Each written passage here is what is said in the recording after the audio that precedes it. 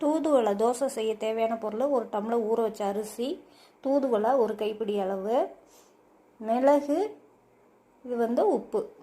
இதுதான் தூதுவளை தோசை செய்ய தேவையான பொருள்.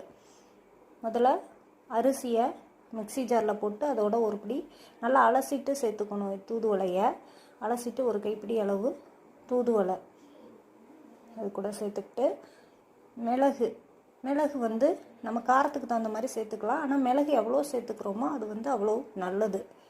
மிளகு சேர்த்துக்கிட்டாச்சு. அடுத்து உப்பு, தேவையான அளவு உப்பு சேர்த்துக்க வேண்டியதான். இப்போ அரைச்சிட்டு வந்தாச்சு. அரைச்சிட்டு வந்ததை இப்போ தோசையாக ஊற்ற போகிறோம். நல்லா அடுப்பில் சிம்மில் வச்சுக்கிட்டு கல்லை காய வச்சுட்டு ஊற்றணும். சிம்மில் வச்சுக்கணும் அடுப்பை, இல்லைன்னா தோசை கொஞ்சம் சிலும்பலாக வரும். அதுக்காக தான். இப்போ நல்லெண்ணெய் ஊற்றிக்கணும். ஏன்னா நல்லெண்ணெய் தான் இந்த தோசைக்கு நல்லாயிருக்கும். இந்த ஃப்ளேவரு அது சாப்பிடும்போது நம்மளுக்கு நல்லாயிருக்கும். நல்லெண்ணெய் ஊற்றியாச்சு. நல்லா வேகட்டும். சிம்மிலே வச்சு வேக வைங்க. நல்லா முருகலாக வேக விட்டிங்கன்னா சாப்பிடும்போது நல்லாயிருக்கும். எல்லாம் குழந்தைங்களாம் அப்போ தான் சாப்பிடுவாங்க.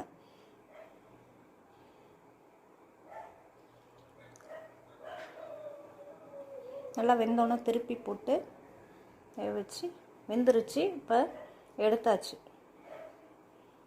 இது சாப்பிட்டு பாருங்கள். சளி இருமல் உள்ளவங்க, ஆஸ்துமா உள்ளவங்க சாப்பிட்டிங்கன்னா ஆஸ்துமா இறப்புங்கிறதே இருக்காது.